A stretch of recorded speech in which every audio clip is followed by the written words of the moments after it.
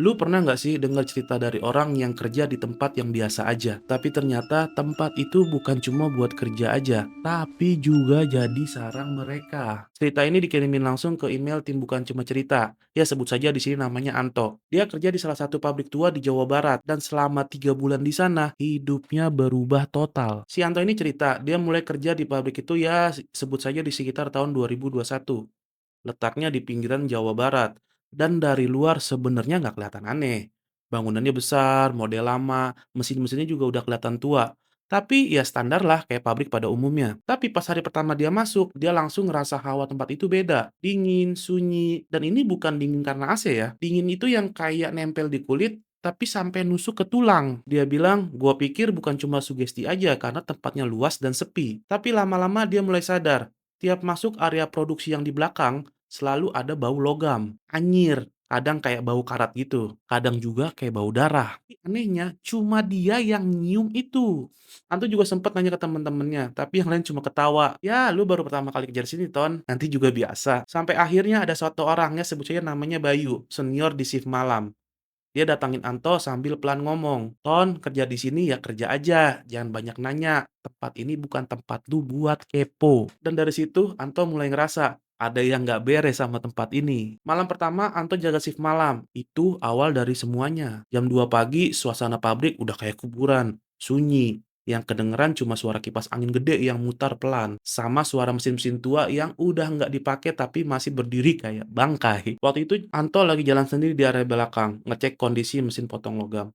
Mesin itu udah nggak aktif, tapi SOP-nya ya harus dicek. Pas dia lewat di samping mesin yang paling ujung, yang katanya sih udah lama rusak, dia ngerasa kayak ada yang ngeliatin dari balik mesin itu. Awalnya ini dia mikir cuma bayangan, tapi pas berhenti, dia lihat jelas banget. Ada sosok bayangan cepet banget nyelip di belakang mesin.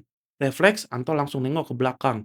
Tapi kosong. Dan yang makin dia makin merinding, posisi bayangan tadi tuh nggak mungkin bisa dimasukin orang. Karena itu sempit banget. Bahkan buat kucing aja susah untuk masuknya. Nah si Anto ini buru-buru lah balik ke ruang kontrol. Teman-temannya si Bayu sama dua orang lain lagi duduk santai di dalam ngerokok, ngemil-ngemil, ngopi-ngopi. Nggak ada yang keluar sama sekali. Terus dia tanya, barusan ada yang ke area mesin belakang ya? Bayu cuma nyengir sambil ngomong pelan. Belum juga seminggu ya Ton. Tapi sejak malam itu dia mulai ngerti kenapa pabrik itu nggak pernah benar-benar kosong. Setelah kejadian bayangan itu, Anto mulai ngerasa kayak dibuntutin terus. Bukan cuma di pabrik, tapi sampai ke kosannya juga. Dia cerita beberapa malam pertama masih bisa tidur, walau kepikiran. Tapi pas masuk malam minggu kedua, dia mulai mimpiin yang aneh-aneh. Setiap tidur, dia selalu mimpi ada orang yang ngeliatin dia dari ujung pintu. Sosoknya ini cuma bayangan gelap, berdiri aja di situ. Ya kalau kalian bisa bayangin bentuknya itu kayak siluet-siluet gitulah. Kadang dekat, kadang jauh, tapi nggak pernah masuk. Yang lebih seremnya lagi, dia mulai ngerasa kayak sesak napas tiap bangun tidur. Badannya itu berat, pundaknya nih kayak ditindih. Pernah satu malam, si Anto ini kebangun jam 2 lewat.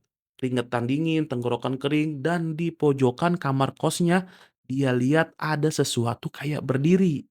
Bayangannya tinggi, tapi kayak bergetar gitu. Dan dia cuma bisa bengong aja. Pas dia nyalain lampu, hilang. Tapi yang anehnya lampunya ini juga sempat kedip 2 kali sebelum akhirnya nyala. Mulai dari situ, Anto tiap hari kelihatan makin kacau. Temennya si Anto, sebut aja si Reno ini bilang, Anto sekarang suka melamun, matanya sayu. Dan anehnya tiap shift malam dia selalu dapat bagian muter ke area mesin belakang. Kayak dipaksa buat balik ke tempat itu terus.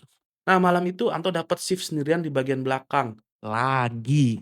Dan kali ini dia ngerasa jantungnya udah deg-degan duluan sebelum jalan. Dia bilang ke gua udah hafal rasa hawanya bro. Tiap gua masuk ke lorong dekat mesin potong, pasti kayak ada yang nunggu. Tapi karena udah tugas ya mau nggak mau dia harus muter. Dan disinilah kejadian paling parah pertama kali terjadi. Pas dia lagi ngecek catatan suhu mesin, tiba-tiba hawa di sekitar jadi panas. Nggak masuk akal, padahal biasanya tempat itu justru dingin. Tiba-tiba dari balik mesin tua muncul suara besi kayak diseret. Krek, krek, krek.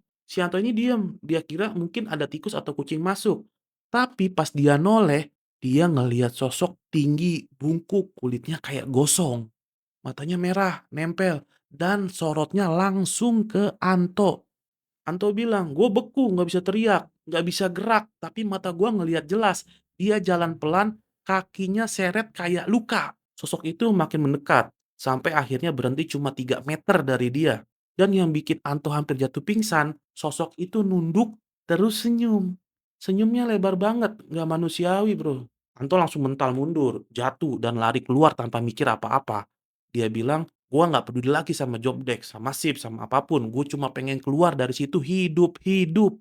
Malam itu dia pulang ke kosan dengan kaki gemetar, dan pas dia lihat jam, tepat jam 3:33 pagi. Setelah malam itu Anto ngerasa udah kelewat batas. Dia bilang ke gua harus tahu ini apa sebenarnya. Karena kalau nggak bisa, gua bisa gila kerja di situ. Akhirnya dia coba ngobrol lebih dalam sama Bayu. Itu senior yang dari awal sudah ngasih peringatan, tapi nggak pernah mau cerita. Awalnya Bayu ogah ngomong, tapi pas Anto maksa, Bayu cuma ngelus dada, buang napas, terus bilang, "Lu tahu nggak, Ton? Dulu sebelum lu kerja di sini, ada nih satu orang yang meninggal di dekat mesin yang lu sering jaga." Oh kaget. "Lah serius Mas? Kenapa bisa?" Bayu jawab pelan, "Ya katanya sih kecelakaan kerja, tapi yang aneh pas ditemukan tubuhnya itu kayak setengah melepuh. Padahal nggak ada api, nggak ada mesin yang nyala pada malam itu." Si Anto ini makin merinding.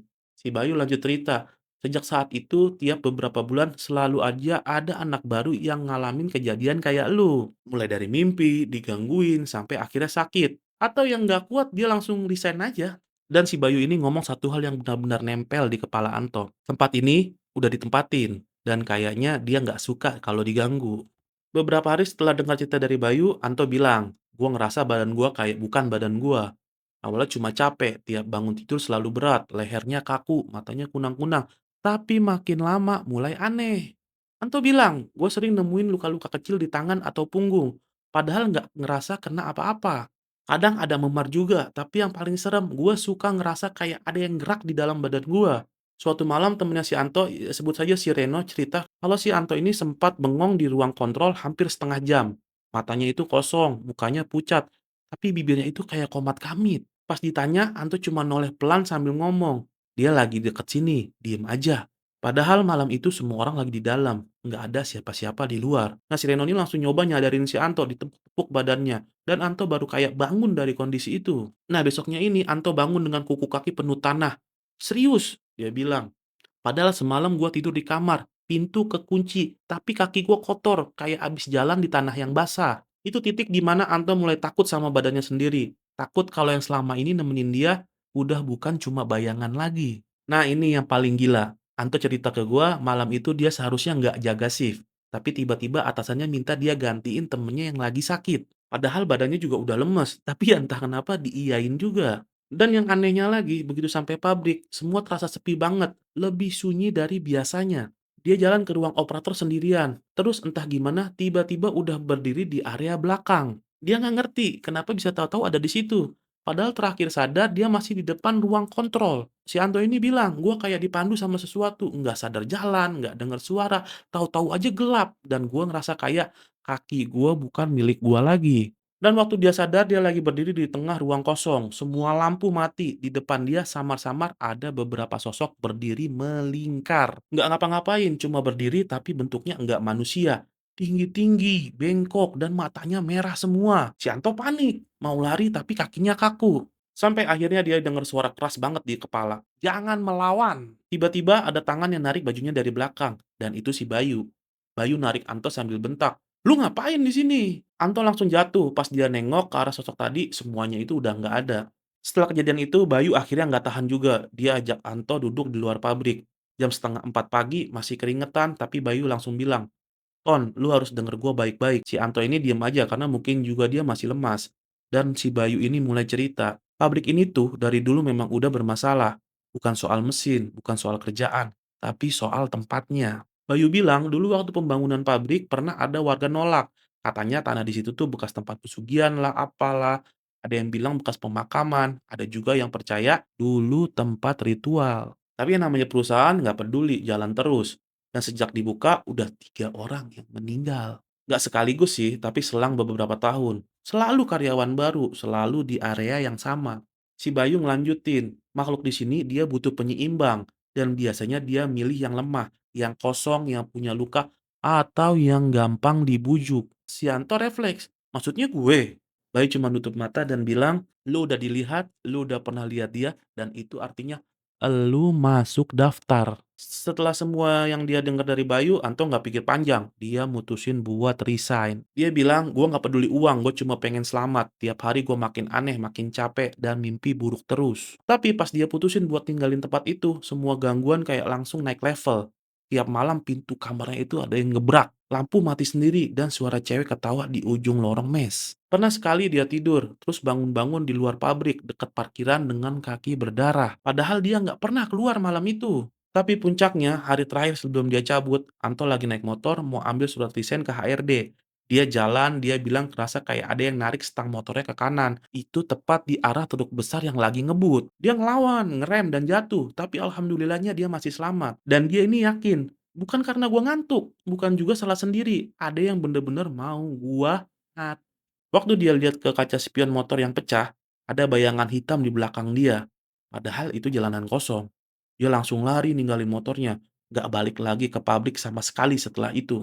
Setelah kejadian itu, Anto nggak balik lagi ke pabrik. Dia pindah ke kota lain, mulai kerja serabutan, dan butuh waktu hampir setahun buat bisa tidur nyenyak lagi. Tapi gangguannya itu nggak langsung berhenti. Kadang dia masih ngerasa diawasi, masih suka mimpi buruk, walaupun udah jauh dari tempat itu. Si Anto ini bilang, gua nggak tahu makhluk itu masih ikut atau enggak, tapi gua sadar satu hal, tempat kayak gitu nggak cuma ada satu. Dia percaya yang dia alami bukan kebetulan, dan bisa aja setelah dia pergi, giliran orang lain jadi target berikutnya. Nah, terus gue nanya, kenapa akhirnya lu mau cerita hal ini? Biar orang tahu, bro. Kadang lu pikir lu kerja di tempat biasa, tapi sebenarnya lu lagi berdiri di antara dunia yang nggak lu ngerti. Ya, gue cuma bisa diam waktu denger cerita Anto ini.